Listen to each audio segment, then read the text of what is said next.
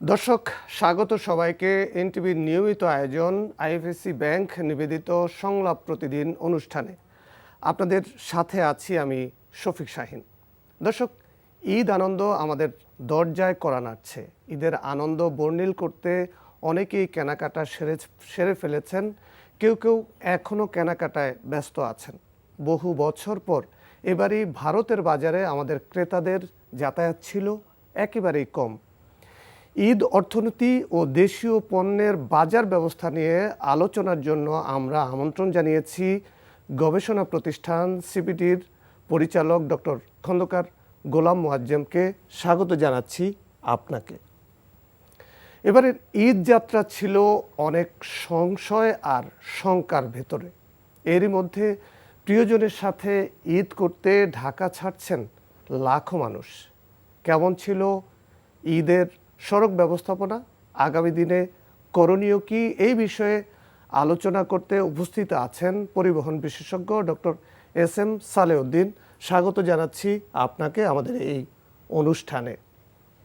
প্রথমে আমরা যেতে চাই ডক্টর গোলাম মোয়াজ্জেম, আপনার কাছে।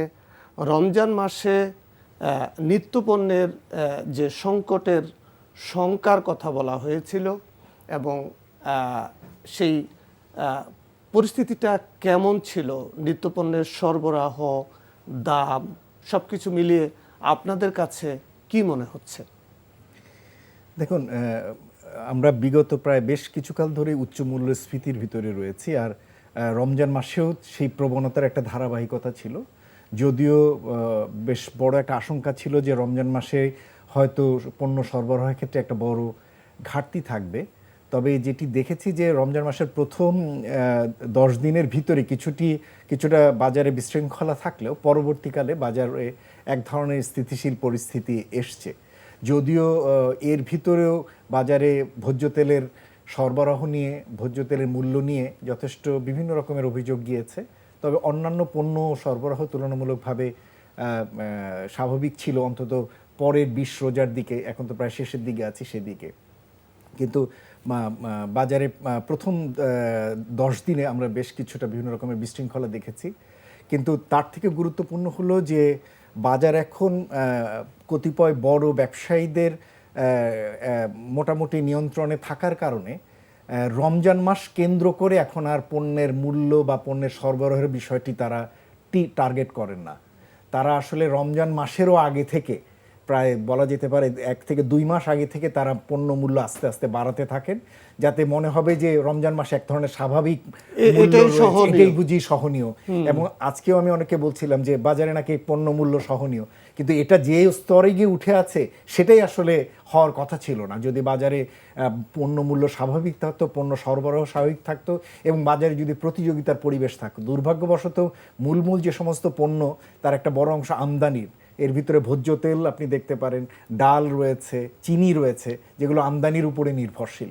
আবার দেশের ভিতরে উৎপাদিত পণ্যের ক্ষেত্রে বড় বড় যারা উৎপাদক রয়েছেন তাদেরও এক ধরনের বড় ভূমিকা থাকে। এই ধরনের চাল বলেন, দেশের ভিতরে উৎপাদিত অন্যান্য যে সমস্ত পণ্য আমরা নিয়ে থাকি সেগুলোর ক্ষেত্রে। তো সেই দিক থেকে নতুন এক ধরনের কৌশল বাজার ব্যবস্থাপনায় দেখছি যে রমজান মাসকে আসলে টার্গেট করলে তার আগে থেকেই বাজারে পণ্য মূল্যের ক্ষেত্রে একটা উচ্চ পরিস্থিতি রাখবার চেষ্টা হয়, যেটা পরবর্তীকালে সেটা কমে আসে। আমি যদি আপনাকে এইখানে একটু একটা বিষয় ইনপুট দিই, যে আমরা দেখি বিশ্বের বিভিন্ন মুসলিম কান্ট্রিতে, মুসলিম প্রধান দেশে, যে রমজানকে ঘিরে তাদের এক ধরনের ব্যবসায়ীদের প্রস্তুতি থাকে, সৎ প্রস্তুতি, যে রমজান উপলক্ষে তারা ভোক্তাদেরকে কত কম মূল্যে দিবেন। কিন্তু আমাদের দেশে এই চিত্রটা কেন, যে রমজানটাকেই ব্যবসায়ীরা কেন টার্গেট করেন?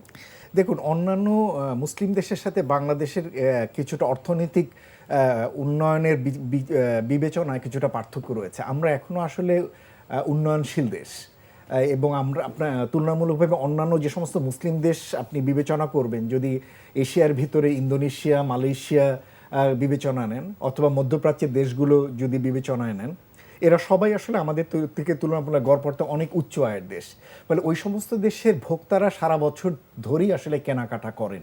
কিন্তু আমাদের মতো উন্নয়নশীল দেশ বা তুলনামূলক কম আয়ের দেশে মূলত উৎসব কেন্দ্র করেই মানুষ আসলে কেনাকাটা করে। ফলে যেটা হয় সেটা হয় যে উৎসবের ভিতরেই বছরের একটা সিংহভাগ বিক্রি কিনে হয়ে থাকেন বলে ব্যবসায়ীরাও দেখা যায় যে সারা বছর দোকানে তেমন বিক্রি না হলেও এই সময় বিক্রি দিয়েই তারা সারা বছরের ক্ষতি বা লাভ তারা করে নিতে চান এবং এই সুযোগটাকে তারা কাজে এটাকে লাগাতে তারা সুযোগও নেন এবং এটাকে তারা একটা সম্ভাবনাও দেখেন যে এই সময় করা। কিন্তু তার মধ্যেও যেটি আসলে লক্ষণীয়, আজকেই শুনছিলাম যে আমাদের দেশে এতদিন পর্যন্ত যেটা হচ্ছে উৎসব মূলত তিনটি বড় উৎসব আমরা দেখতাম, একটি হচ্ছে রোজার ঈদ, কোরবানির ঈদ, আর একটা হচ্ছে বাংলা নববর্ষ, পহেলা বৈশাখ বা নববর্ষ। এটি তো এখন দেখা যাচ্ছে যে নতুন নতুন আরো অনেক ধরনের উৎসব সারা বছরে যুক্ত হচ্ছে। যেমন এখন পহেলা ফাল্গুন একটা উৎসব রয়েছে, চৈত্র সংক্রান্তি একটি উৎসব রয়েছে, হিন্দু ধর্মাবলম্বীদের আলাদা আলাদা উৎসবগুলোতেও এখন দুর্গাপূজা অন্যান্য পূজা কেন্দ্রিক হয়, খ্রিস্টানদেরও আসলে বিকি কিনেও হয়, তারা তাদের মতো করছেন যেহেতু মানুষের আয় তুলনামূলক বৃদ্ধি হচ্ছে। ফলে যেটা ব্যবসায়ীরা বলছেন যে আগে যেমন বছরের 40% পর্যন্ত সেলস আসলে রোজার ঈদেই হতো, এখন তারা বলছেন 20% পর্যন্ত তাদের সেলসটা রোজার ঈদে হচ্ছে, ফলে 80% অন্যান্য সারা বছর ছড়িয়ে যাচ্ছে। এটাকে আমি এভাবে ইন্টারপ্রেট করতে চাই, যেহেতু ব্যবসায়ীরা এখন সারা বছরই সেল করতে পারছেন কম বেশি, সুতরাং এই যে রমজান কেন্দ্রিক মুনাফা করা বা রমজান কেন্দ্রিক অতি উচ্চ মূল্য ধরে ব্যয় করে সারা বছরের লাভ ক্ষতি করে নেওয়া, এই মানসিকতাটা থেকেও আমাদের ব্যবসায়ীদের বা উদ্যোক্তাদের বেরিয়ে আসা দরকার এবং সেই জায়গাটিতে যাতে মূল্য যাতে কিছুটা সহনীয় থাকে, আমরা ডিসকাউন্ট না দিতে পারি, অন্তত অতি মূল্যায়িত কোনো পণ্য বা অবাস্তব একটা মূল্য করে ভোক্তাকে কাছ থেকে সেই টাকাটি নেওয়া, এই প্রবণতাগুলো, হ্যাঁ, এই প্রবণতাগুলো থেকে বের হয়ে আসার মনে হয় আমাদের সময় এসেছে। আমরা একটু কানেক্ট হয়ে আমাদের চট্টগ্রামে আছেন আমাদের স্পেশাল করেসপন্ডেন্ট আমাদের শামসুল হক হায়দারি ভাই, তিনি রমজানের আগে থেকে রমজানের পণ্য মূল্য কেমন হতে পারে যে শঙ্কা ছিল ভোক্তাদের, সেই বিষয়টা নিয়ে রমজানের আগে থেকে তিনি কাজ করেছেন। আমরা চলে যাচ্ছি শামসুল হায়দারির কাছে। জনাব হায়দারি, এখন এবং তখনকার কি পার্থক্য আপনি দেখছেন যদি আমাদের দর্শকদেরকে বলেন?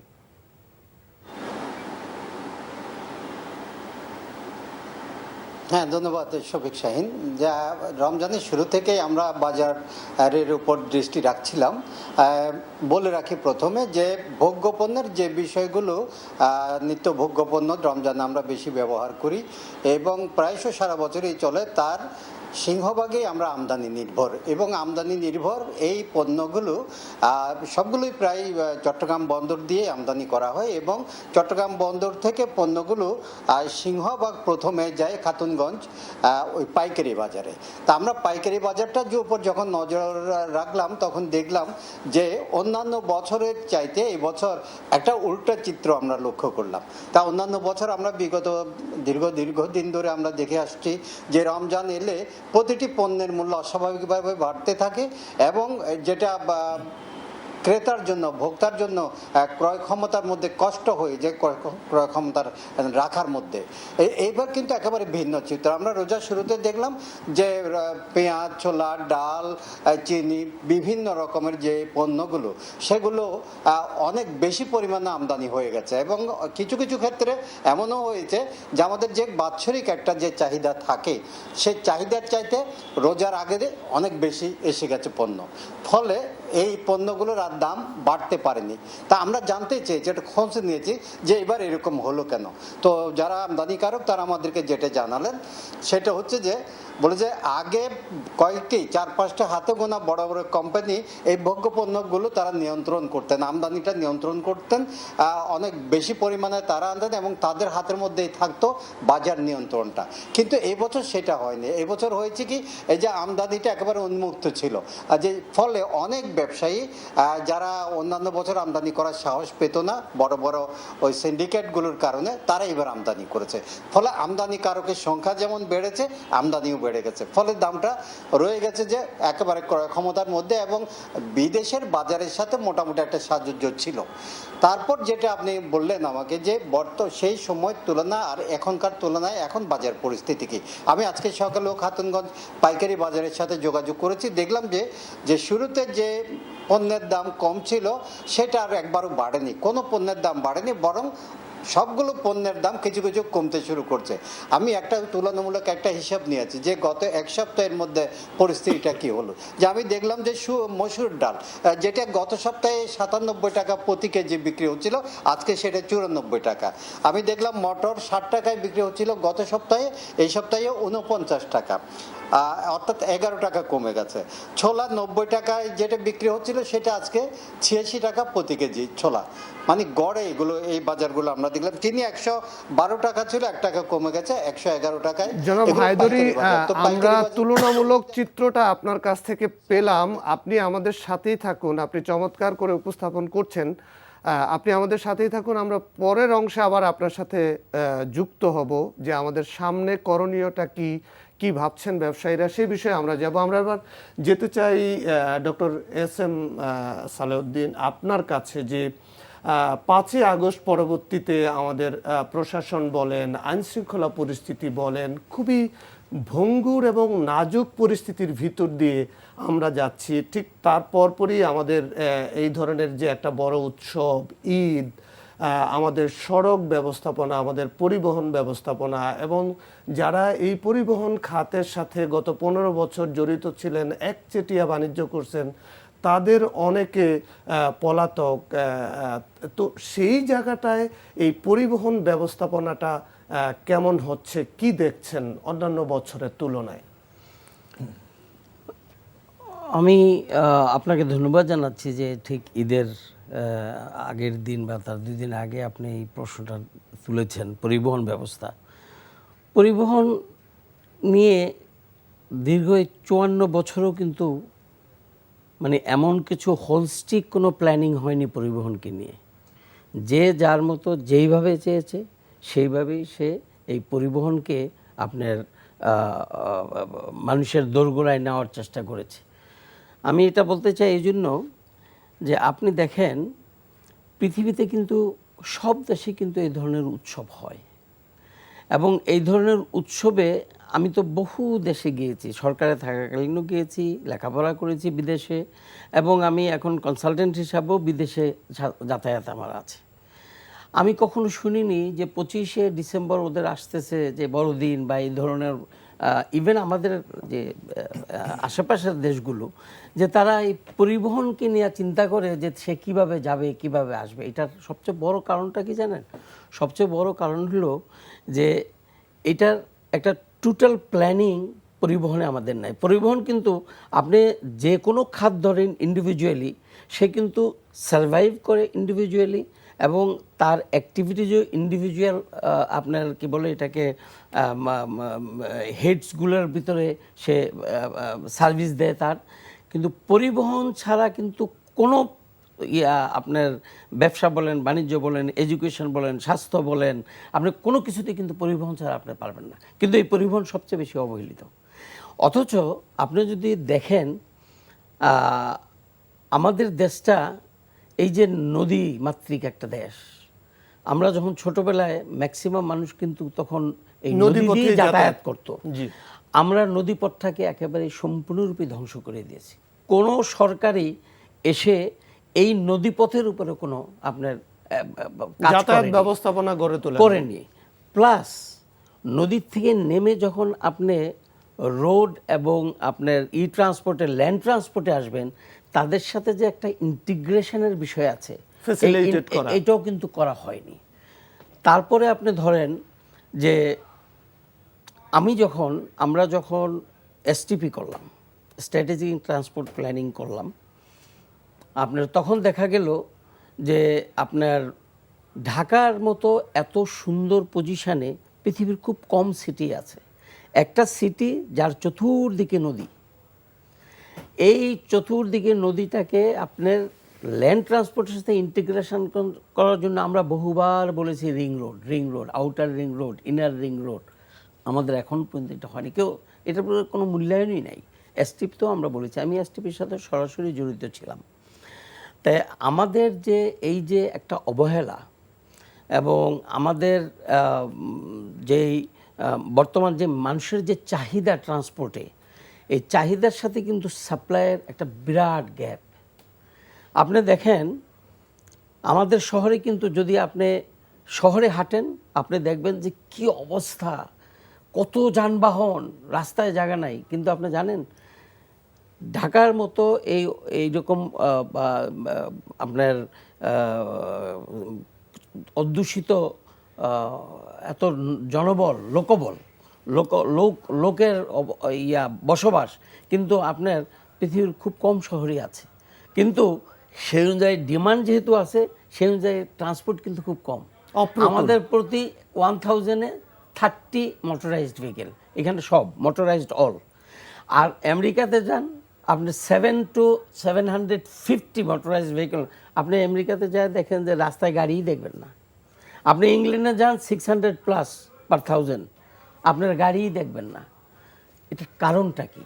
কারণটা হলো যে তারা এই এই সিস্টেমগুলোকে এমনভাবে আপনার করেছে যে তারা ট্রানজিট ওরিয়েন্টেড ডেভেলপমেন্ট করেছে। আমরা ধরেন ওটা তো আমাদের একটা পলিসিগত দিক, বৃহত্তর পলিসিগত দিক। এখন এই ঈদে ব্যবস্থাপনাটা কেমন? এটা আমি এটা এই বিগত আপনার 30 বছর যাবতই টেলিভিশনে আসলে এই প্রশ্নটাই করে ঈদের 2 দিন আগে, যা আমরা এখন কি করব, আমাদের কেমন হবে। আমার তো এমন কোনো কিছুই উন্নতি হয়নি যে আমি আপনাকে বলবো যে খুব ভালো হবে। এবার একটা সুন্দর জিনিস হয়েছে আমি মনে করি, সেটা হলো এই যে ছুটিটা বাড়িয়ে দিয়েছে। এই ছুটিটা বৃদ্ধির ফলে আমরা যেটা আগেও বলতাম, বছরে এই 2টা ছুটি বৃদ্ধির ফলে আপনার এখন এটা করার ফলে কি হয়েছে যে আপনার ফ্যামিলিগুলোকে পাঠিয়ে দিয়েছে লোকজন। তারপর ধীরে ধীরে দেখবেন যে এই ছুটির প্রথমার্ধের দিক দিয়ে যারা এল্ডারলি সিটিজেন তারাও কিন্তু তাদেরকেও কিন্তু পাঠিয়ে দিয়েছে। তারপর যখন তারা আজকাল থেকে শুরু করবেন, ওই যে একটা হঠাৎ করে যে একটা বিরাট একটা প্রেশার, এইটার থেকে এইবার আশা করি যে মওকুফ হবে। ডক্টর মোয়াজ্জেম, ঈদ অর্থনীতি বলতে মানে ইকোনমিক্সের নতুন একটা টার্ম আমরা গত কয়েক বছর ধরে শুনে আসছি এবং এটার ব্যবহার আমরা দেখে আসছি। আসলে আমাদের ঈদ অর্থনীতিটা কত বড়, ঈদের বাজারটা আমাদের কত বড়? দেখুন, আমাদের কাছে ঈদ অর্থনীতি নতুন মনে হলে উৎসব অর্থনীতি সারা বিশ্বব্যাপী একটা গুরুত্বপূর্ণ অংশ। ক্রিসমাস বলেন, হিন্দু ধর্মের কিছুদিন আগে ভারতে হয়ে গেল একটা বড় উৎসব, সেরকম বলেন, অন্যান্য বৌদ্ধদের জন্য সেরকম, সব ধর্মেই আসলে উৎসব অর্থনীতির একটা বড় গুরুত্ব রয়েছে। আমাদের এখানেও সেই হিসেবে এটা উত্তরোত্তর এর কলেবর বৃদ্ধি পাচ্ছে, এর নতুন নতুন অনুষঙ্গ যুক্ত হচ্ছে এই উৎসবের অর্থনীতির সঙ্গে। আগে শুধুমাত্র দেখতাম যে শুধু জামা আর জুতাতেই সীমাবদ্ধ ছিল, এখন তো দেখা যাচ্ছে যে উৎসবের সময় ইলেকট্রনিক্স পণ্যের ক্রয় বিক্রয় বাড়ছে। এর সঙ্গে আগে সার্ভিস এত জড়িত ছিল না, এখন দেখা যাচ্ছে বিনোদনের উপলক্ষ বাড়ছে, নতুন সিনেমা, নতুনই আপনাদের অনুষ্ঠানগুলোরও কলেবর বাড়ছে, মানুষ এখন ভ্রমণে দেশের বাইরে যাচ্ছে, এরও আকার বৃদ্ধি পাচ্ছে, এর সঙ্গে যুক্ত হচ্ছে। এবং এর সাথে এখন গ্রামীণ অর্থনীতি সঙ্গে যেমন সাপ্লাই চেনগুলো যেমন হচ্ছে, আবার বৈদেশিক অর্থনীতির সঙ্গেও এর একটা মেলবন্ধন তৈরি হচ্ছে আমদানির সঙ্গে সম্পর্ক করে। আকার যদি বলেন আকার বৃদ্ধি পাচ্ছে এটুকু বলতে পারি। সংখ্যা যদি বলেন তাহলে বলবো যে এখন পর্যন্ত ঈদ অর্থনীতির উপরে সরকারের বা আমাদের মতো প্রতিষ্ঠান যারা গবেষণা করি তাদের খুব বড় রকমের কোনো তথ্যপাত্র নেই। তবে বিভিন্ন সময় এই বিসিসিআই তাদের মতো করে সেলসের কিছু তথ্য দিয়েছে, দোকান মালিক সমিতি তাদের কিছু সেলসের তথ্য দিয়েছে, 40,000 কোটি টাকা তারা তাদের মতো করে বলেছে এরকম। কিন্তু এটা খুব পরিষ্কার যে সব এই যে বাংলাদেশে যতগুলো উৎসব রয়েছে তার মধ্যে সবচেয়ে বড় উৎসব আসলে হচ্ছে এই রমজানের উৎসব, ঈদুল ফিতর যেটা। সুতরাং সেই সময় অর্থনীতির সবচেয়ে বড় উৎসবটি এই সময় হয়, কেনাকাটা এই হয়। এবং আরও যেটা যুক্ত হয়েছে এর সাথে সরকারি কর্মকর্তাদের বিগত সরকারের সময়কাল থেকে ঈদের বোনাস দেওয়া শুরু হয়েছে, যেটা তাকে বাড়তি খরচের সুযোগ করে দিচ্ছে। আবার এই বছরের জন্য বা গত কয়েক বছরও আমরা দেখছি যে ঈদে রেমিটেন্স আসা বৃদ্ধি পায় এবং কোরবানির ঈদে সবচেয়ে বেশি আসে এবং তারপরে আসে রোজার ঈদে। তো এই বছর অলরেডি আপনি দেখেছেন যে 26 দিনের ভিতরে $3 বিলিয়ন মতো চলে এসছে। এই টাকাটি কিন্তু এখন মানুষজনের হাতে চলে গেছে এবং তারাও কিন্তু এই টাকাটি ব্যবহার করে কেনাকাটা করছেন বলে আমরা আশা করছি। এবং টাকা পরিবহন হচ্ছে এক জায়গা থেকে আরেক জায়গায়। ফলে এই যে যত বেশি মানি সার্কুলেট হবে তত অর্থনীতির জন্য সেটা একটা ইতিবাচক দিক। তবে একই সাথে এটাও বলতে হয় যে এই এই সাপ্লাই চেইনগুলোতে ঈদের সময় যতটা আমরা দেখি, এর একটা উৎসবের আমেজ দেখি, সকলের বিক্রি বাড়ে, আয় বাড়ে, কিন্তু যদি ডিস্ট্রিবিউশন বলি তাহলে বলবো যে এর উল্লেখযোগ্য অংশটা আসলে এখনো রিটেল এন্ডে তারাই নিয়ে নেন। অর্থাৎ একজন উৎপাদক যে দামে পণ্যটি উৎপাদন করছেন বা যারা এগুলোর বিপণনের জন্য নিয়ে আসছেন আর যিনি রিটেল করছেন, দেখা যায় রিটেল লেভেলে এটির একটি চড়া মূল্য এবং তারাই মূলত সুবিধাটি নেন। ডিস্ট্রিবিউশনের পয়েন্ট থেকে বলতে গেলে যে উৎপাদক পর্যায়ে তারা এখনো পুরো মাত্রা এই সুবিধাটি পান না, এটি হলো একটি দিক। আবার একই সাথে এই প্রবণতাও দেখছি গত কয়েক বছর থেকে, আমি নিজেও এবার বাজারে গিয়ে যেটা লক্ষ্য করলাম, অতিমূল্য চাবার প্রবণতা রয়েছে। মানে ভোক্তাদের কাছ থেকে এমন ধরনের আকাশচুম্বী মূল্য যার সাথে পণ্যের সঙ্গে বাস্তবে তার যে মুনাফাও করি বা তার সাথে তার বিভিন্ন ধরনের খরচও যুক্ত করেও যদি চিন্তা করি এই মূল্যটি হবার কথা না, কিন্তু সেই মূল্যই চাওয়া হচ্ছে এবং দুর্ভাগ্যবশত ভোক্তারা সেগুলো কিনছেনও সেই মূল্যে, কোনো ধরনের ছাড়াই, কোনো ধরনের প্রতিবাদ ছাড়া বা কোনো ধরনের আর্গুমেন্ট ছাড়াই। আমি বলবো যে এই দুটো জায়গাতে একটা বড় রকমের সমস্যা দেখা দিচ্ছে, সেটা হলো ক্রেতা এবং বিক্রেতা উভয়ের ভিতরেই বাজার সম্পর্কে এক ধরনের সচেতনতা একটা অভাব রয়েছে। আমি বলবো যে ভোক্তার সচেতনতার অভাবটি একটা প্রকটতর আকারে দাঁড়াচ্ছে, যে সুবিধাটা আসলে যারা বিক্রেতারা বা রিটেল লেভেলে তারা এই সুবিধাটা নিচ্ছে। আমাদের একজন প্রতিনিধি আছেন সাদরিনা খন্দকার, আমরা কি তাকে পাচ্ছি? সাদরিনাকে পাচ্ছি আরেকটু পরে। আমাদের এবারের একটা ভালো খবর আমাদের দেশের জন্য, যে আমাদের কয়েক লাখ ক্রেতা তারা ভারতের বাজারে যেতেন ঈদ কেনাকাটা এবং সেখান থেকে পণ্য আসতো, সেগুলি আমাদের এখানে রপ্তানি হতো। কিন্তু এবার আমরা সেই প্রবণতা বা সেই পরিস্থিতিটা আমরা দেখছি না। মানে অর্থনীতির ভাষায় এইটাকে আপনি কিভাবে মূল্যায়ন করেন? দেখুন, মানে এটা যদি একটা স্বাভাবিক সময়ের প্রবণতা হতো তাহলে আমি বলতাম যে এটা একটা ইতিবাচক দিক। অর্থাৎ আমাদের দেশীয় পণ্য বিক্রি বেড়েছে এবং যেটা শুনলামও, দেশের যারা লোকাল ব্র্যান্ডগুলো, ইয়াং জেনারেশন বলি, সকলের লোকাল পণ্য এবার নিচ্ছেন। তার একটা বড় কারণ হলো ভারতীয় পণ্য বাজারে সরবরাহ অনেক কম। যারা পুরনো পণ্য স্টক ছিল সেগুলো দিয়ে তারা চালাচ্ছেন, নতুন পণ্যের ক্ষেত্রে যতটা এলসি খুলে আনা যায় সেটি। কিন্তু যারা লাগেজ পার্টি যাদেরকে আমরা বলে থাকি, যারা ভিসা নিয়ে গিয়ে 1-2 দিনের জন্য গিয়ে ওই পাশ থেকে পণ্য নিয়ে আসতেন, সেই প্রবণতাটা বন্ধ, যেহেতু ভারতে ভিসা বন্ধ রয়েছে। সুতরাং পরিস্থিতিটি স্বাভাবিক না। এরকম একটা স্বাভাবিক সম্পর্কের সময়কালে হলে তারপরে যদি আমরা ভারত থেকে পণ্য কম কিনতাম তাহলে এটি ভালো। তারপরে বলবো যে এবারের জন্য হলেও এটা আমাদের অভ্যন্তরীণ অর্থনীতির জন্য একটা ভালো দিক যে আমরা এই ধারাটা কি আমরা প্রতিষ্ঠিত করতে পারি না? দেখুন, বাজারে ভোক্তার ক্ষেত্রে তার যে চয়েস এবং তার অনেক ধরনের বিবেচনা থাকে, তো সেই জায়গাগুলো যত বেশি আমাদের অভ্যন্তরীণ ব্র্যান্ডগুলো মেটাতে পারবেন ততই আমাদের দেশীয় পণ্যের চাহিদা বাড়বে। তো এই যে এবার যেমন দেশের বাজার মুখ হচ্ছেন আমাদের ভোক্তারা, যদি এই প্রবণতাটিকে মাথায় রেখে যদি তারা যে সমস্ত পণ্য কিনছেন এগুলো কিনে যদি তারা দেখেন যে এটার কাপড় ভালো, এটার স্টিচ ভালো, এটার রং ভালো, পরিধান করে তারা আরামবোধ করছেন এবং তারা ডিজাইনের বৈচিত্র্য পাচ্ছেন, মূল্যও আসলে সহনশীল, এত অনেকগুলো বিবেচনা থাকে, সেগুলো মিলে যদি আমাদের লোকাল ব্র্যান্ডগুলো এটা এস্টাবলিশ করতে পারেন তাহলে অবশ্যই ধীরে ধীরে আমাদের দেশীয় পণ্যের বাজার আরও বিস্তৃত হবে এবং আমরা তখন আমদানিকৃত যে কোনো পণ্যের সাথে আমরা প্রতিযোগিতা করে টিকতে পারবো, এটা আমরা আশা করি। তবে এটা ঠিক যে আমাদের দেশীয় ব্র্যান্ডও আস্তে আস্তে গ্রো করছে, সেটা আমাদের জন্য একটা ইতিবাচক দিক।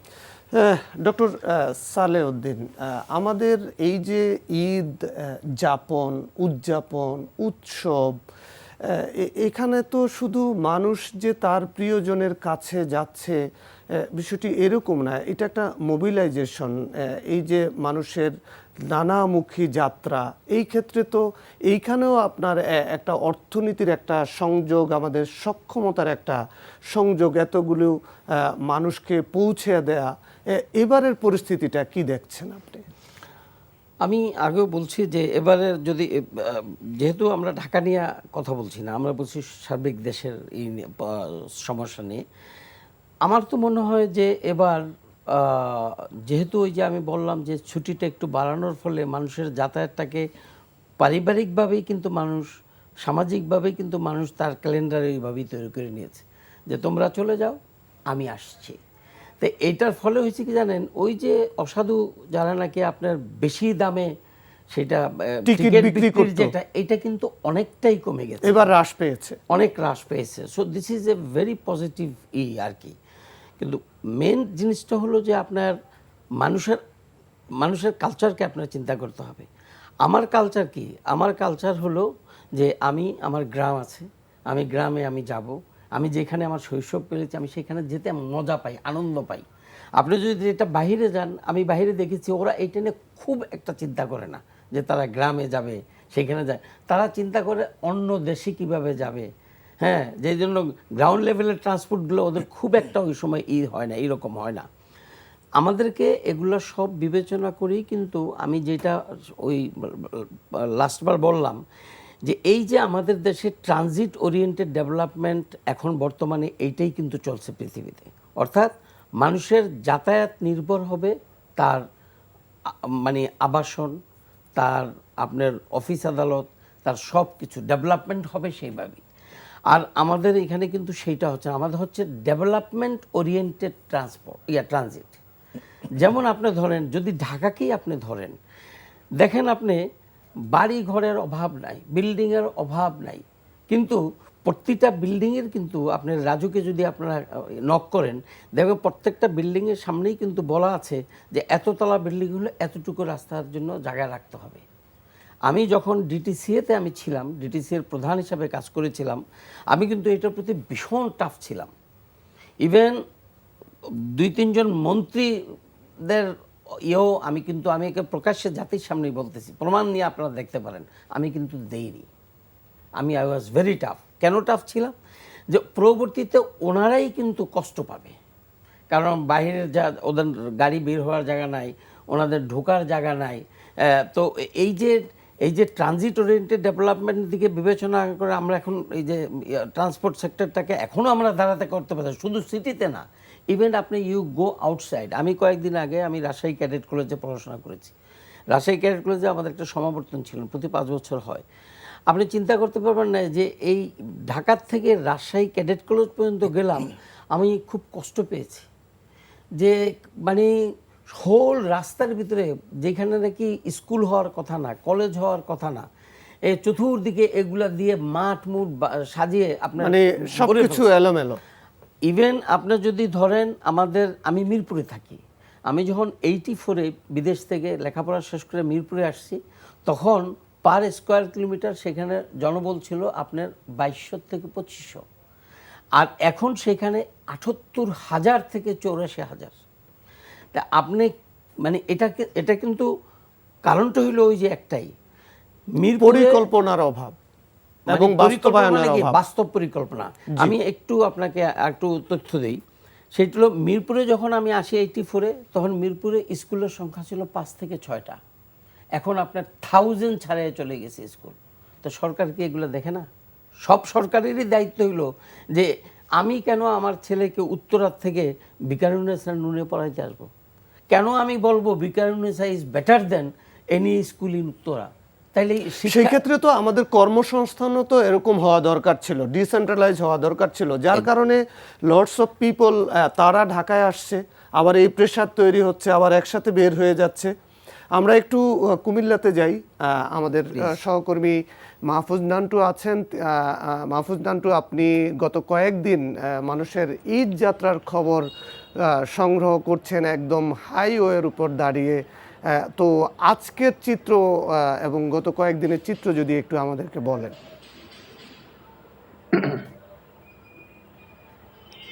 ধন্যবাদ শফিক শাহীন ভাই, যে আপনি যে কথাটা বলছিলেন যে ঘরমুখো মানুষের ঈদ যাত্রা নিয়ে আবার ঢাকা চট্টগ্রাম মহাসড়কের যে অবস্থা, আসলে এটা যদি বলা যায় যে গত কয়েক বছরের তুলনায় এবার একটু বেশি স্বস্তিতে মানুষ তাদের বাড়িতে ফিরছে। বিশেষ করে ঘরমুখী মানুষজন সকালবেলায় ঢাকা থেকে যারা কুমিল্লামুখী হচ্ছেন, কুমিল্লা ছাড়াও ফেনী, লক্ষ্মীপুর সেখানেও যাচ্ছেন। আপনাকে বলে রাখি, ঢাকা চট্টগ্রাম মহাসড়কের যে 114 কিলোমিটার কুমিল্লার অংশে, সেখানে কিন্তু অনেকগুলো সংযোগ সড়ক রয়েছে, যা আঞ্চলিক মহাসড়ক রয়েছে, যেগুলো ঢাকা চট্টগ্রাম মহাসড়কে এসে মিশে গেছে। তার মধ্যে কুমিল্লা সিলেট, কুমিল্লা নোয়াখালীও রয়েছে। তো আমরা গত কয়েকদিনে যে পরিস্থিতি দেখলাম, দাউদকান্দি টোল প্লাজা থেকে শুরু করে 14 গ্রাম পর্যন্ত গিয়েছিলাম, সেখানে দেখলাম যে আমরা গাড়ির চাপ রয়েছে মহাসড়কে, তবে যানজট নেই। তার আগে কুমিল্লা হাইওয়ে যে পুলিশ সুপার রয়েছেন, কুমিল্লা জেলা প্রশাসক রয়েছেন, তারা সহ মিলে দুটা সভা করেছেন। সভা করে তারা 12টি স্থান চিহ্নিত করেছেন যে জায়গাগুলিতে সাধারণত ঈদ যাত্রায় যানজটের সম্মুখীন হয় ঘরমুখী মানুষ। তো এবার তারা সেই জায়গাগুলিতে, বিশেষ করে যে 12টা জায়গার কথা বলেছিলাম আমরা লাইভে, সেই 12টা জায়গাতেই কিন্তু হাইওয়ে পুলিশের সদস্য, রোভার স্কাউটের সদস্য এবং সেনাবাহিনীর সদস্যরাও কিন্তু কাজ করে যাচ্ছেন। তার মাঝে গতকাল যে ঘটনাটা ঘটছিল, গতকাল 11:30টার দিকে ইলিয়টগঞ্জের বাজারে একটা বালুবাহী ট্রাক একদম সড়কের উপরে উল্টে যায়। আমরা ভাবছিলাম যে এটার জন্য হয়তো দীর্ঘ যানজট তৈরি হবে, কিন্তু তড়িৎ গতিতে হাইওয়ে পুলিশ, সেনা সদস্য এবং রোভার স্কোয়াডের সদস্যরা সেই গাড়িটিকে দ্রুত উদ্ধার করতে সক্ষম হয় এবং সেই ক্ষেত্রে যানজটটা আর দীর্ঘস্থায়ী হয়নি। তবে আমরা আজকের চিত্রটা যদি বলি, সকাল থেকে আমরা দেখলাম যে একদম সকাল থেকে ভোর 6টা-7টায় দেখলাম যে বাস ভর্তি ঘরমুখী মানুষ কুমিল্লার যে বিভিন্ন বাস স্ট্যান্ড রয়েছে, শাসনগাছা, জাঙ্গালিয়া, পদুয়ার বাজার, বিশ্ব রোড, সেখানে কিন্তু তারা বাস থেকে নামছেন এবং স্বস্তিতে বাড়ি যাচ্ছেন। আমরা যাত্রীদের সাথে কথা বলেছিলাম, তারা বলেছেন যে না, এবারের ঈদ যাত্রা তারা অনেকটাই স্বস্তিতে বাড়ি ফিরছেন, কারণ তারা কোথাও যানজটের সম্মুখীন হয়নি। হাইওয়ে পুলিশও খুব তৎপর। মাহফুজ নান্টু, শুধু যে শৃঙ্খলা, আমরা আপনাকে ধন্যবাদ জানাচ্ছি, আপনি সাবধানতার সাথে খবর সংগ্রহ করবেন। আমরা যাচ্ছি সাদরিনা খন্দকার আপনার কাছে। আপনি গত কয়েকদিন ধরে আমাদের ঈদ কেনাকাটার খবর সংগ্রহ করছেন। সাদরিনা, আপনি জানাবেন যে এবার দেশীয় পোশাক এবং দেশের বাহিরে যে পোশাক, এই দুই পোশাকের ভিতরে কোনটার চাহিদা বেশি এবং বাজার পরিস্থিতি কি দেখতে পাচ্ছেন আপনি?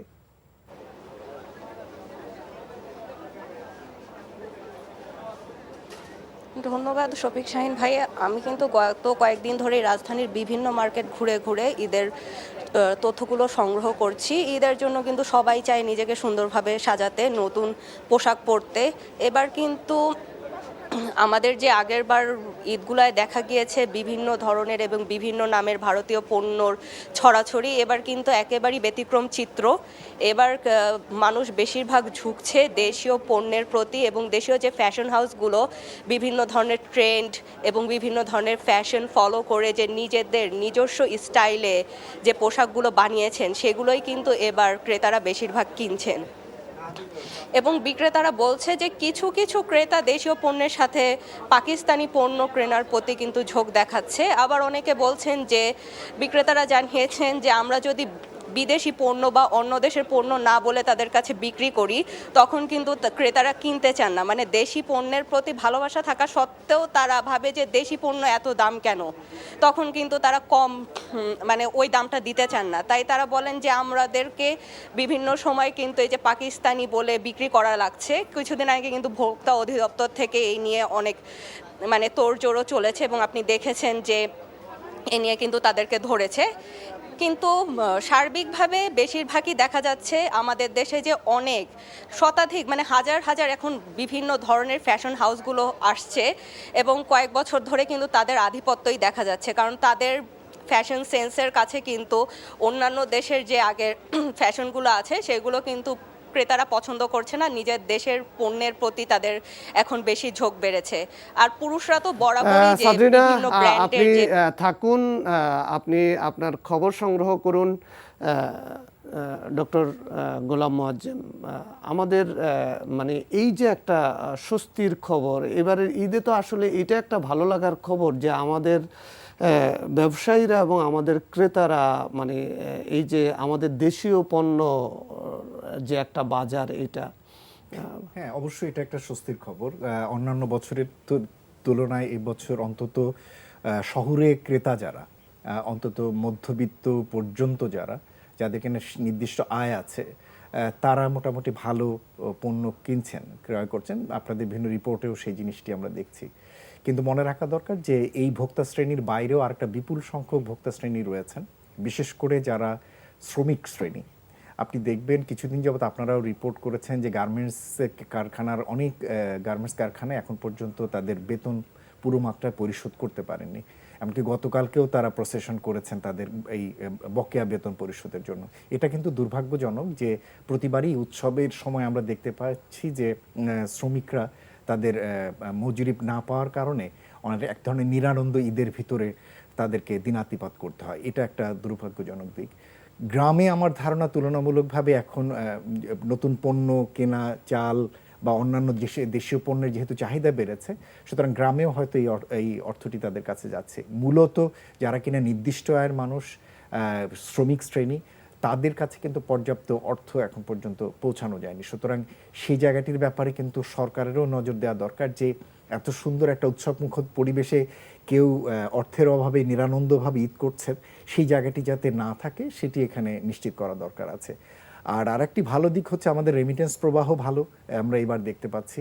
সুতরাং এটিও এখানে একটি গুরুত্বপূর্ণ ভূমিকা রাখছে। আগামী দিনে এই চেষ্টাটি যেন সরকারের থাকে যে রেমিটেন্সের প্রবাহগুলো যেন ফর্মাল চ্যানেলে যত আসে সেই জায়গাটি যেন তারা নিশ্চিত করতে পারেন।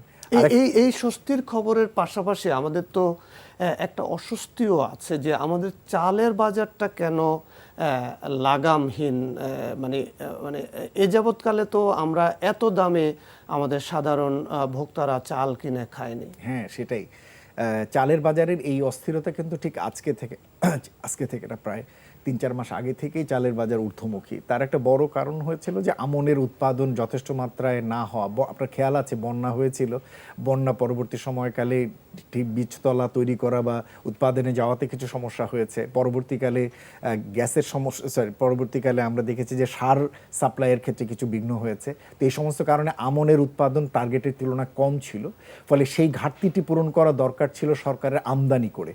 আমরা দেখছি যে প্রায়ই আপনারা রিপোর্ট করছেন অল্প বিস্তর করে কিন্তু ২৫,০০০ টন, ৬০,০০০ মেট্রিক টন চাল আসছে ভারত থেকে, পাকিস্তান থেকে, মিয়ানমার থেকে আমরা শুনছি। কিন্তু মনে রাখা দরকার যে বাংলাদেশে প্রতিদিন কিন্তু ১ লক্ষ মেট্রিক টন চালের প্রয়োজন হয় প্রতিদিন। সুতরাং যখন আপনি বলেন যে ৬০,০০০ মেট্রিক টন চাল বাংলাদেশে এসছে, সেটা আসলে আমাদের আধা বেলার চালের চাহিদা পূরণ করছে। সুতরাং যে ঘাটতিগুলো হয় সেটা মেটানোর জন্য আসলে যথেষ্ট মাত্রায় আমদানি না করলে সেটা পূরণ হয় না। এটা আমরা একটু চট্টগ্রামে যাই যে আমাদের আমদানি পরিস্থিতিটা কি, সামনে আমাদের সেফটি সিকিউরিটিটা কি হবে। শামসুল হক হায়দরি, আপনি শুনছিলেন আলোচনা, ডক্টর গোলাম মোয়াজ্জেম তিনি বলছিলেন যে পরিমাণ আমাদের আমদানি হওয়ার কথা সে পরিমাণ হচ্ছে কিনা, আপনি যদি একটু তুলনামূলক চিত্র আমাদেরকে জানান।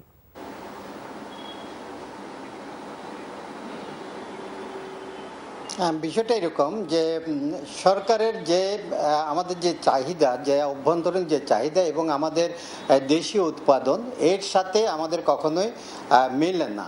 অর্থাৎ আমাদের মধ্যে উৎপাদনে ঘাটতি থাকে, যে কারণে আমাদেরকে আমদানি করতে হয়। তো আমরা একটা সময় আমদানি একটা নির্দিষ্ট কিছু দেশ থেকে আমরা আমদানি করতাম, কিন্তু আমরা লক্ষ্য করছি সম্প্রতি আমাদের এই আমদানির পথটা অনেকটা উন্মুক্ত হয়ে গেছে। যে আমরা অতি সম্প্রতিকালে আমরা আমদানি করছি আমরা পাকিস্তান থেকে, বার্মা থেকে তো আসছেই, এবং অন্যান্য দেশ থেকেও আমরা চাল আমদানি করছি। ফলে আমাদের আমদানির ফ্লোটা মোটামুটি শুরু হয়েছে। তো যেটা বললেন এই মোয়াজ্জেম স্যার এই মাত্র, যে এটার পরিমাণটা বাড়াতে হবে। এই পরিমাণটা বাড়াবে কেটা, সেটা হচ্ছে যে সরকারের তরফ থেকে, খাদ্য বিভাগ থেকে তাদের একটা বাৎসরিক একটা হিসাব নিকাশ থাকে, কত আমার উৎপাদন, কত আমার ভোক্তার চাহিদা, সেই অনুযায়ী তাদেরকে আমদানিকারকদের নিয়ে তাদেরকে বসতে হবে। আমদানিকারকদের নিয়ে বসে যে আমাদের এই চাহিদা তোমরা আমদানির মাধ্যমে পূরণ করবো, আমরা তোমাদেরকে এই সাপোর্টগুলো দেবো যেগুলো সরকারের পক্ষ থেকে দেওয়া সম্ভব। তাহলে থাকুন, আমরা আপনার কাছ থেকে গুরুত্বপূর্ণ তথ্য পেলাম। জনাব মোয়াজ্জেম, আমাদের আমদানির পাশাপাশি আমাদের উৎপাদনটা বাড়ানো যায় কিভাবে, যদি সংক্ষেপে আপনি বলেন। চালের উৎপাদনের কথা বলছেন? জি, চালের উৎপাদনের কথা বলছি। দেখুন, চালের ক্ষেত্রে আমাদের উৎপাদন মানে নতুন জায়গা পাওয়াটা কষ্টকর। আমাদের দেশে অলমোস্ট বলা যেতে পারে যে অধিকাংশ জায়গাগুলি আসলে চালের জন্য বিস্তৃত হয়ে গেছে। যে এখন যেটা করার সেটা হলো যে আমাদের আউশের উৎপাদন এবং আমনের উৎপাদন তুলনামূলকভাবে কম, সেই ধরনের উৎপাদনগুলো যদি আমরা বাড়াতে পারি। বোরো মোটামুটি তার ম্যাক্সিমাম স্যাচুরেটেড লেভেলেই পৌঁছে গিয়েছে, এটা হলো এক। দ্বিতীয়ত হলো আমাদের এখানে যে মাত্রায় আমরা চালের ইল্ড পাই, অর্থাৎ আমাদের যে পরিমাণ ফলন হয় সেটা কিন্তু অন্যান্য দেশের তুলনায় অনেক কম। আমাদের এখানে হেক্টর প্রতি ফলন হয় হলো 6 মণ, কিন্তু এটা জাপানে এটা হয় 12 মণ। এই যে আমরা ডাবল। আর আরেকটা বড় সমস্যা আমাদের এখানে উৎপাদন ব্যয়। আমাদের চাল উৎপাদনের জন্য যে ব্যয় হয় এটা অত্যধিক। এবং এর পিছনে সারের যেমন ভূমিকা রয়েছে, ইরিগেশনের ভূমিকা রয়েছে, শ্রমিকের মজুরির একটা বড় ভূমিকা রয়েছে, বীজের সমস্যা রয়েছে। এই উৎপাদন ব্যয়গুলো আসলে কমিয়ে আনার প্রয়োজন রয়েছে। তাহলে হয়তো কম মূল্য হলেও কিন্তু আমাদের পক্ষে যেটা সম্ভব যে মানে সাশ্রয়ী দামে আমরা মানে চালগুলো আমরা এখান থেকে পেতে পারি, সুতরাং সেই চেষ্টাটি করা দরকার। ওকে, ধন্যবাদ আপনাকে। ডক্টর সালেউদ্দিন, আমরা ধরেন এই ধরনের একটা উৎসবে আমাদের কয়েক কোটি লোক বিভিন্ন জায়গায় যাচ্ছে, এখন এই যে ঈদে যে মানুষ ফিরবে সেই ফেরার প্রস্তুতিটা কি দেখছেন? মানে তখন কি ভয়ঙ্কর একটা প্রেশার হবে, একটা মানে অস্বস্তিকর পরিস্থিতি তৈরি হবে কিনা, কি আশঙ্কা করছেন? না, আমি আপনাকে বলি যে এই যে 9 দিনের ছুটি, এই ছুটিটা কিন্তু অনেক পজিটিভ রেজাল্ট দেবে। এই যে আমরা যারা গবেষণা করি, ইভেন আমাদের গবেষণা প্রতিষ্ঠান, এনাদের এই ডাটাগুলো কালেক্ট করা উচিত যে এই 9 দিনে কি হলো। যেমন আমি বলি আপনাকে, এই 4-5 দিন ঈদের ছুটি দেওয়ার ফলে এক একটা অসাধু ড্রাইভার বা আপনার মালিক, তারা একটা গাড়িকে আপনার দিন রাত্রেও তারা রেস্ট দেয় না, রোলিং করে এবং সেই ড্রাইভারের কোনো রেস্ট নাই, এবং যার জন্য প্রচুর অ্যাক্সিডেন্ট হয়। আমি একেবারে শিওর, আমার বাস্তব জীবন থেকে আমি বলবো যে আপনার নিয়ে দেখেন, আল্লাহর রহমতে এবার দেখবেন রোড অ্যাক্সিডেন্ট অনেক কমে গেছে। তা আপনি যেই প্রশ্ন ওই সময় আনছিলেন যে এই 9 দিনের ফলে কি দেশের অর্থনীতিতে একটা অর্থনীতি কি, আমি তো মনে করি আয় ব্যয় হইল জীবনের আপনার কি বলে এটাকে জীবনের স্বাচ্ছন্দ্যের সাথে জড়িত। যদি ট্রান্সপারেন্ট আয় হয়, এটার ব্যয়টাও যদি ট্রান্সপারেন্ট হয়, তাহলে মানুষের সুখ দুঃখ কিন্তু এর সাথেই জড়িত। তা আমি যদি ট্রান্সপারেন্ট আয় দিয়া যদি আমি দেখবেন আপনার মানুষ এইবার কি করবে জানেন, যারা নাকি ধরেন ঢাকাতে বেশি কিছু কাজ আছে, তারা বলবে ফ্যামিলি রেখে এসে বলবে কি আমি চলে যাচ্ছি, তোমরা আবার পরে আসো। এই যে একটা ফ্যামিলির নিজেদের ভিতরে যে একটা গ্যাপ, এর ফলে হয়েছে কি জানেন, যে আপনি দেখবেন যে রোড অ্যাক্সিডেন্ট কমে যাবে, ফুয়েল কনজাম্পশন কমে যাবে, এবং আরেকটা জিনিস যেটা হবে সেটা হলো যে আপনারা দেখবেন এটা ইউ মাস্ট মানে টেক মানে কি বলে এটাকে তথ্য আপনাকে নিতে হবে। সেটা কোনটা? আমাদের গ্রাম অঞ্চলের কিন্তু মার্কেটে প্রচুর কাপড় চোপড় ওঠে, জিনিসপত্র আসে। এই 4-5 দিনের ছুটির ফলে ঢাকার থেকে সব নিয়ে যায় মানুষ, কোনো রকমে কীভাবে নিয়ে তারপর শেষে ওখানে চলে যায়। এখন দেখবেন গ্রামের মার্কেটগুলো কিন্তু অনেকে যায়, দেখেন আমি যেহেতু এই সেক্টরে কাজ করি, আমি তথ্য নেই, আমি আলাপ করি, তাদের বক্তব্য হলো দূত এখানে 1 নম্বরে 2 নম্বরে দৌড়াদৌড়ি করে আমরা শুধু আমরা গ্রাম আমরা যা ওই মোল্লাহাট থেকে আমি কিনবো, আমি ওই ডামুড্ডা হাট থেকে আমি কিনবো। আপনি দেখবেন অর্থনীতি ডিসেন্ট্রালাইজড হয়ে যাবে। তাহলে ধরেন আমরা একটা ভালো প্রবণতার দিকে যাচ্ছি, এক্স্যাক্টলি, এইটা যেন বহাল থাকে। এক্স্যাক্টলি। ডক্টর সালেউদ্দিন এবং ডক্টর গোলাম মোয়াজ্জেম, আমরা আজকে এখানেই শেষ করি। আপনারা ভালো থাকবেন, আপনাদের দুইজনকে ঈদ মোবারক। থ্যাংক ইউ, আপনাকে ঈদ মোবারক। দর্শক, আজকে আমাদের এখানেই শেষ করতে হচ্ছে। আপনাদের সবাইকে ঈদ মোবারক জানাচ্ছি। আপনারা ভালো থাকবেন, নিরাপদে থাকবেন, সুস্থ থাকবেন। আমাদের এই অনুষ্ঠানটি পুনরায় দেখতে ভিজিট করুন এনটিভির অনলাইন www.ntv.com এই ঠিকানায়। সবাইকে ধন্যবাদ।